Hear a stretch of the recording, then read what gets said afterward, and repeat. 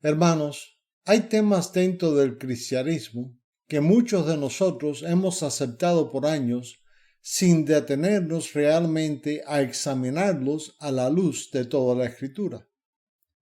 Y no es porque no amemos a Dios, ni porque no querramos obedecerle, sino porque simplemente crecimos escuchándolos desde el púlpito, en conferencias, en programas cristianos, y llegó un momento donde ciertas ideas comenzaron a sentirse intocables.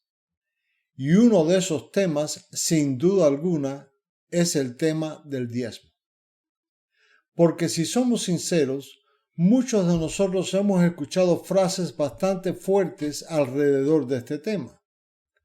Tal vez crecimos oyendo que si no entregábamos el 10%, entonces le estábamos robando a Dios, o que las bendiciones del cielo podían cerrarse sobre nuestras vidas si dejábamos de diezmar. Y aunque muchas personas jamás lo dirían públicamente, la realidad es que muchísimos creyentes han vivido años enteros bajo presión, bajo miedo, bajo culpa y no necesariamente desde una convicción bíblica clara. Y es por eso que hoy quiero que nosotros hagamos algo muy importante. Quiero que pongamos a un lado por un momento las emociones, las tradiciones y aún las frases populares que hemos repetido tantas veces y que simplemente abramos la Biblia con honestidad para preguntarnos algo fundamental. ¿Realmente en el Nuevo Testamento se enseña que la iglesia está obligada a diezmar? Porque al final del día, nuestra autoridad no puede ser la costumbre religiosa. Nuestra autoridad tiene que ser la palabra de Dios correctamente interpretada. Así que algo que nosotros debemos entender desde el principio es que el diezmo no comenzó en la iglesia cristiana. El diezmo nació dentro del sistema levítico del Antiguo Testamento, conectado directamente con Israel, con el templo, con el sacerdocio levita y con la ley mosaica. Y es por eso que cuando nosotros vamos a Levítico 27:30, la Escritura dice: y el diezmo de la tierra, así de la simiente de la tierra como el fruto de los árboles, de Jehová es cosa dedicada a Jehová. Y aquí hay un detalle que muchas veces pasa por alto. El texto se está hablando principalmente de productos agrícolas, de ganado, cosecha, alimento, porque Israel funcionaba como una nación agrícola y el diezmo formaba parte del sostenimiento de un sistema sacerdotal específico. De hecho, Números 18:21 dice claramente: y he aquí yo he dado a los hijos de Leví todos los diezmos en Israel por heredad por su ministerio. Y entonces debemos hacernos una pregunta sencilla, pero profundamente importante. Si el diezmo sostenía al sacerdocio levítico, y hoy ya no existe el sacerdocio levítico funcionando bajo la ley mosaica, entonces, ¿por qué tantos continúan enseñando el diezmo como una obligación directa para la iglesia del nuevo pacto? Y aquí normalmente muchas personas inmediatamente mencionan a Malaquías capítulo 3, especialmente aquel versículo famoso que dice: ¿robará el hombre a Dios? Pero nosotros debemos tener muchísimo cuidado de no sacar un texto de su contexto histórico para convertirlo automáticamente en doctrina universal para la iglesia. Digo esto porque aquí Malaquías no le estaba hablando a la iglesia cristiana. Malaquías estaba confrontando a Israel bajo la ley mosaica, dentro de un sistema sacerdotal y ceremonial completamente diferente al nuevo pacto establecido por Cristo. Y esto es importante entenderlo porque el mismo Testamento nos enseña que hubo un cambio relacionado con el sacerdocio y también con la ley. Fíjense bien lo que dice Hebreos 7:12. Aquí leemos: porque cambiado el sacerdocio, necesario es que haya también cambio de la ley. Esto significa que nosotros ya no vivimos bajo el mismo sistema ceremonial de Israel. Hermanos, nosotros no llevamos animales al templo para sacrificios. Nosotros no seguimos las mismas ordenanzas levíticas relacionadas al sacerdocio. Nosotros no dependemos de un templo terrenal en Jerusalén, porque Cristo mismo cumplió perfectamente aquello que la ley señalaba. Y precisamente por eso resulta sorprendente que cuando llegamos al Nuevo Testamento no encontramos a los apóstoles enseñando el diezmo como un mandato obligatorio para la iglesia. Y esto es algo que muchas veces nunca nos detenemos a pensar. Porque si el diezmo fuera una doctrina central y obligatoria para los creyentes, empezaríamos a ver instrucciones claras en las cartas apostólicas. Empezaríamos a ver a Pablo corrigiendo iglesias porque no estaban entregando el 10%.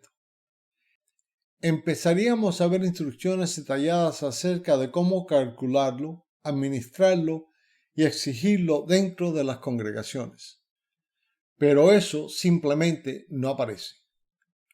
Lo que sí encontramos constantemente en el Nuevo Testamento es el principio de la generosidad voluntaria nacida de un corazón transformado por la gracia de Dios.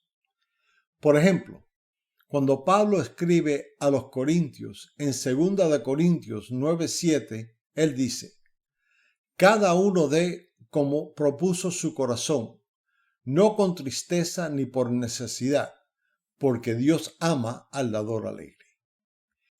Y honestamente, este versículo cambia completamente el tono de la conversación, porque Pablo no está imponiendo porcentajes, ni amenazas, ni maldiciones económicas sobre la iglesia.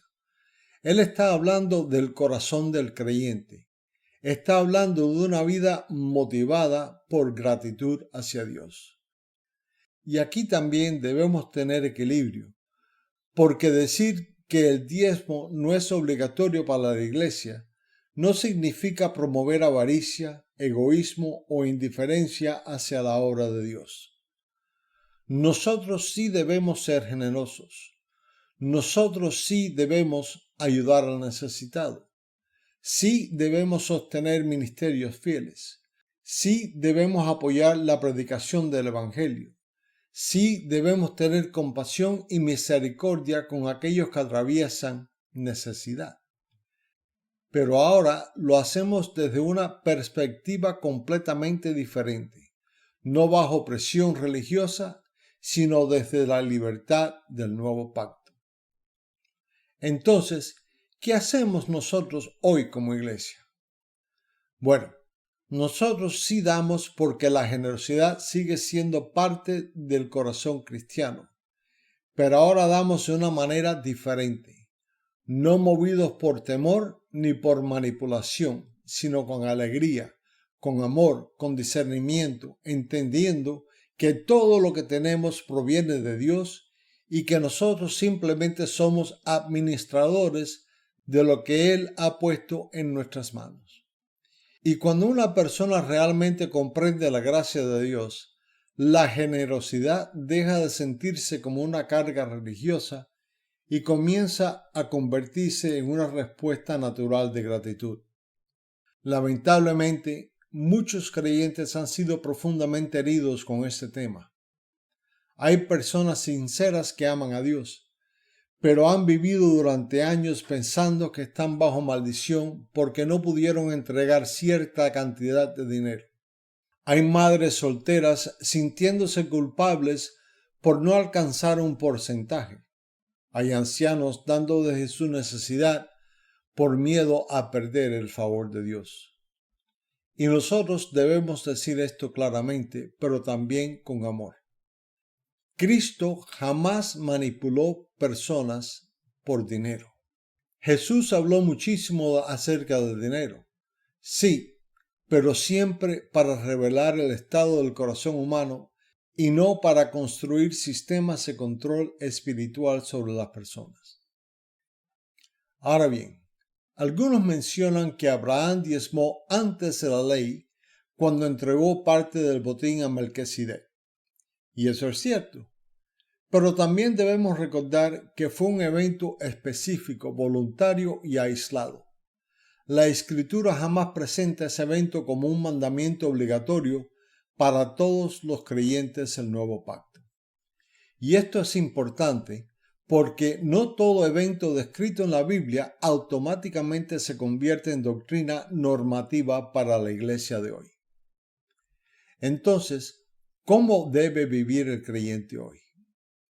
Nosotros debemos vivir con un corazón generoso, sensible a la dirección de Dios, dispuestos a ayudar, dispuestos a servir, dispuestos a sostener aquello que verdaderamente honra a Cristo, pero siempre entendiendo que nuestra relación con Dios no depende de un porcentaje económico. Primera de Timoteo 6:18 nos dice así: que hagan bien, que sean ricos en buenas obras, dadivosos, generosos. Hermanos, este es el espíritu que nosotros vemos en el Nuevo Testamento. No leganismo, no coerción, no manipulación emocional, sino una vida transformada por la gracia de Dios. Y quizás hay alguien escuchando hoy que por años vivió con miedo alrededor de este tema. Tal vez alguien que sinceramente ama al Señor, pero que siempre sintió ansiedad cuando se hablaba del dinero en la iglesia. Tal vez alguien que pensó que Dios estaba decepcionado porque no pudo cumplir con expectativas impuestas por los hombres. Pero nosotros necesitamos recordar algo profundamente importante. Nuestra salvación jamás fue comprada con dinero. Cristo ya pagó completamente el precio en la cruz del Calvario. Nosotros no damos para comprar el favor de Dios. Nosotros damos porque ya hemos recibido misericordia, gracia y salvación por medio de Jesucristo. Y cuando entendemos eso correctamente, entonces nuestra perspectiva cambia completamente porque dejamos de dar por miedo y comenzamos a dar desde un corazón libre, agradecido y transformado por el poder de Dios. Bendiciones.